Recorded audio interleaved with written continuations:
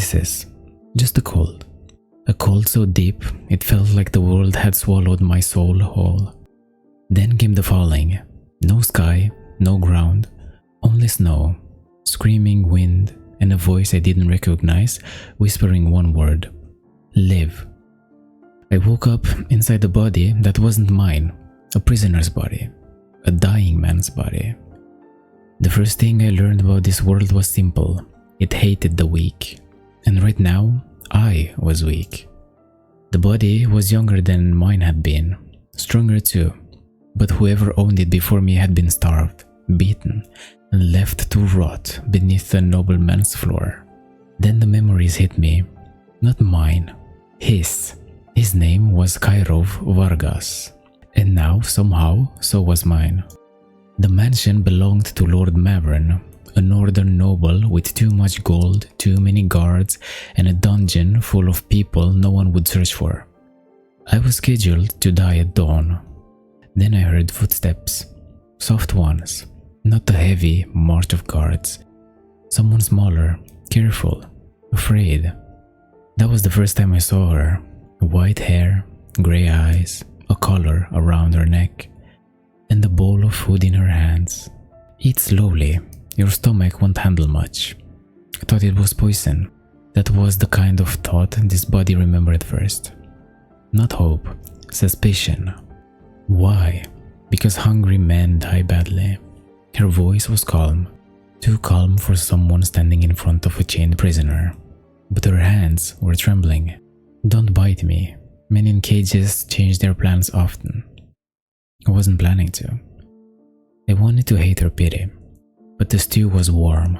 The warmth in that place felt almost holy. That color means I belong to the house, she said. No one belongs to the house, I said back. The words left my mouth before I could stop them. They sounded foolish. In this world, people absolutely belonged to houses, to lords, to chains, to graves. Do not speak like that here. Why? Because walls repeat words in this mansion. That was when I understood. She wasn't here because she was kind. She was here because she knew the shape of this prison better than anyone. Slave, you're done feeding the corpse. Almost, sir, she said. One guard, drunk voice, bad temper. Keys at his belt. My body remembered him, and it remembered fear. Still breathing, Vargas. Disappointed, I said. My mouth moved before my common sense returned. Apparently, the old Kairov had been the kind of man who insulted executioners. Unhelpful, but useful to know.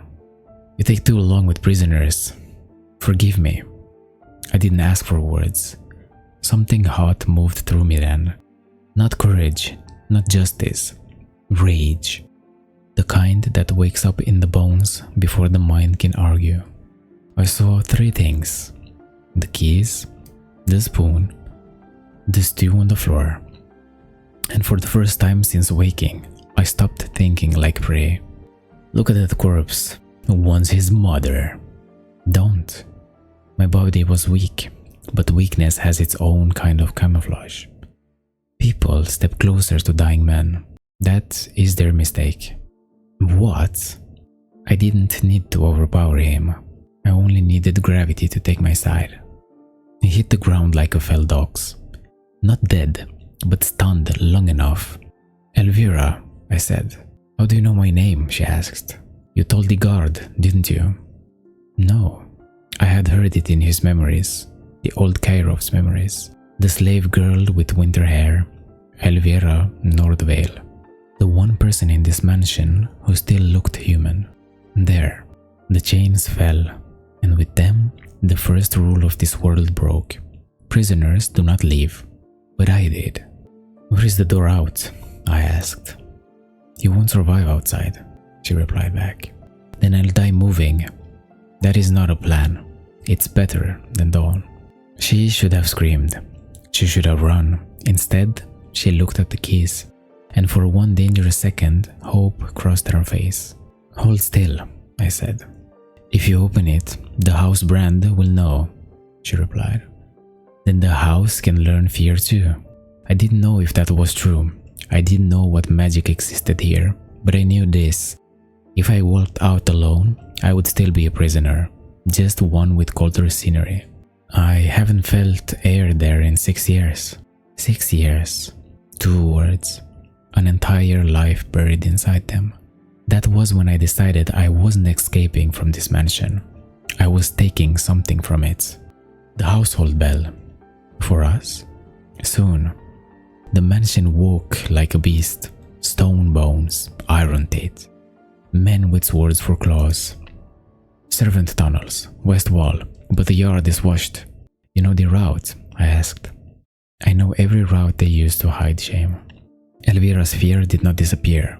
It changed shape, became focus. I recognized that. Fear, sharpened properly, becomes a blade. Quiet now. I can do quiet. You just attacked the guard with a spoon. Quietly, I replied. It was the first time I saw her almost smile. Almost. In a place like that, almost was enough. Is the prisoner prepared? Lord Malvern wants the execution public. Above us, they drank wine beside fireplaces. Below them, people froze in cages. I had been in this world less than an hour. I already understood its structure. Warmth at the top, bones at the bottom. The old Kirov had not been innocent, but he had not been wrong. He killed a man who served a monster, and monsters dislike losing servants. Kirov Vargas, for murder of my collector, you will hang. Your collector burned a child's house. You had a knife this whole time? I snapped back. A knife is not freedom. No, but it is a good beginning. She was no helpless thing. The collar had hidden that. The bowed head had hidden that. But the way she held the knife told me everything. Elvira had survived by pretending not to be dangerous. Search the lower halls. Find the slave too. Then I heard it. Not find the prisoner. Find the slave too. They feared her absence as much as mine. That meant she mattered. Or knew something. What? Nothing. That was the face of someone leaving something behind. Not something. Someone. There it was. The trap hidden inside every escape. You can open a door, but guilt follows through it. Mara raised me after they bought me. The old woman. She won't survive punishment for my escape. I wanted to say we had no time. That saving everyone was how fools died. But then I looked at Elvira and saw the truth. If I made her abandon that woman, part of her would remain changed here forever. How many guards? 3 in the yard, 2 on the balcony. Can you move in snow? Better than them. Then we take the yard. I had no memories of swordsmanship, no blessing, no magic, no heroic destiny, only a starving body, a stolen dagger, and a woman who knew the enemy's walls. It would have to be enough. Line them up. Lord Mavren wants names. Please, Mara begged. The cold hit me like a hammer, but the body remembered this weather. The old Kirov had been born under skies like this. For the first time, the body and I agreed. Run forward. What was that? Elvira did not fight like a knight. She fought like winter, quiet, patient. Then suddenly, everywhere. You. I learned something important then. This body knew violence. Not graceful violence. Not trained violence. Survival violence. The kind learned by men who had no one coming to save them. Child, what have you done? What you told me to dream of. I heard that. Even over the shouting. Even over the storm. Some words cut through battle better than steel. There, the white-haired one. The crossbow turned toward her. And in that instant, something inside me made a decision before I did. Not her. Kirov, move!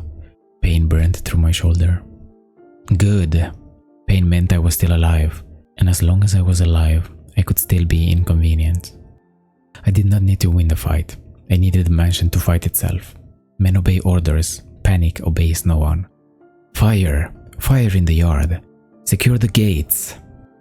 Elvira, gate. Kairov, go. Not without you. That annoyed me. I had known her less than an hour. Already, she was making escape more complicated. Already, I was glad for it. Vargas, you know me. I watched you break under questioning. Then watch closer. The captain expected the old Kairov, the beaten one, the starved one, the one who had already accepted death. Unfortunately for him, I was new. Coward, prisoner. Honor is for men with armor. I had bruises, so I used snow. Behind you, she saved my life. No hesitation, no trembling. The mansion had owned her body. It had never owned her will. The forest path, left of the ravine. I know it. We escaped into the storm, which was another way of saying we escaped into death. But death outside the walls felt cleaner than life beneath them. Can you lead us through this? Yes, you sound very sure. I used to run messages before they colored me.